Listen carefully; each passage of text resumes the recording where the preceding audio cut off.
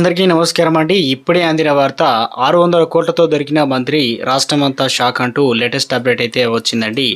వివరాలు వీడియోలో తెలుసుకుందాం. అదేవిధంగా వీడియోని పూర్తిగా చూడండి. కంప్లీట్ ఇన్ఫర్మేషన్ అయితే అర్థమవుతుందండి. మీలో ఇంకెవరైనా సరే మన ఛానల్ సబ్స్క్రైబ్ చేయకుండా వీడియో వస్తున్నట్లయితే వెంటనే మన ఛానల్ సబ్స్క్రైబ్ చేసుకోండి. ప్రభుత్వం నుంచి వచ్చే లేటెస్ట్ అప్డేట్ అన్ని కూడా అందరికంటే ముందుగానే అందించడం జరుగుతుంది. అదేవిధంగా చూస్తున్నారు కానీ లైక్ చేయడం మర్చిపోతున్నారండి. దయచేసి లైక్ చేయండి. ఇక లేట్ చేయకుండా వీడియోలకి అయితే వెళ్ళిపోదామండి మనం. తెలంగాణ రాష్ట్రంలో మళ్ళీ ఈడీ అధికారులు దాడులు ప్రారంభం కావడం జరిగింది. మొన్న పార్లమెంట్ ఎన్నికల కంటే ముందు విపరీతంగా టీఆర్ఎస్ నేతల ఇంట్లో దాడి అయితే జరిగిన సంగతి కూడా తెలిసిందే. అయితే అప్పటి నుంచి చాలా రోజుల గ్యాప్ అయితే ఇచ్చారు ఈడీ అధికారులు. అయితే ఇప్పుడు మళ్ళీ ఈడీ అధికారులు యాక్టివ్ అయ్యారు. నేరుగా తెలంగాణ మంత్రి పొంగులేటి శ్రీనివాసరెడ్డి ఇంటిపై ఈడీ అధికారులు దాడులు చేస్తున్నారు.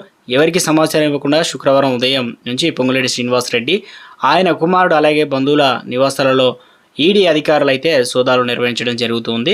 శుక్రవారం రోజున మొత్తం ఈడీ అధికారులు 15 బృందాలుగా విడిపోయి మంత్రి పొంగులేటి శ్రీనివాసరెడ్డి ఇంటిపై దాడులు చేశారు. టీఎస్ అలాగే వాచ్లను కొనుగోలు వ్యవహారంపై ఈడీ అధికారులు అయితే సోదాలు నిర్వహిస్తున్నారు. ఢిల్లీ నుంచి ప్రత్యేక బృందాలు వచ్చి ఈడీ అధికారులు 15 గ్రూపులుగా విడిపోయి దాడులు నిర్వహించడం జరుగుతుంది. ఇక పొంగులేటి శ్రీనివాసరెడ్డి కుమారుడు విదేశాల నుంచి అక్రమంగా వాచ్లను తీసుకువచ్చారని గతంలోనే వార్తలు అయితే వచ్చాయి.